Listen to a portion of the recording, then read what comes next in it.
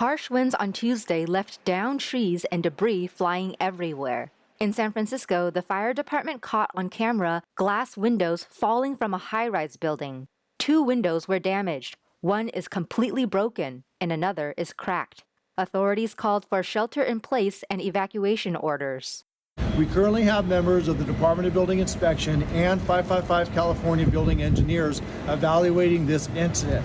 A window company has been called in by 555 California staff to mitigate and, if needed, replace the actual windows. There were no injuries reported. The streets were reopened that evening. And emergency crews scrambled to patch the Pajaro River's levee in Monterey County.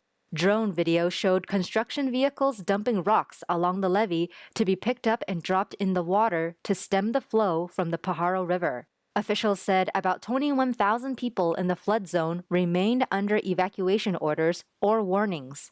Earlier this month in Humboldt County, officials worked together to feed cows that were stranded in thick snow. We've received multiple reports of cattle dying off because ranchers cannot get to their cows due to impassable roadways. These are private roadways.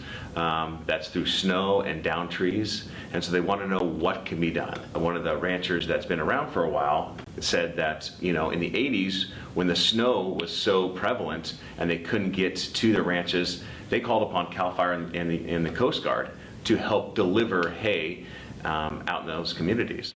Putting into practice the same method used years ago, CAL FIRE and the U.S. Coast Guard work together on what is known as Operation Hay Drop. They load hay into their helicopters and drop them into remote mountain fields for the hungry cattle. This is an atypical type of operation, but it shows the resilience and the effectiveness of cooperating with various agencies so that in total we can better serve the communities that are affected. About 30 ranchers reached out for help. They pay for the hay that goes out for delivery. Authorities remind people to stay indoors and only travel when necessary.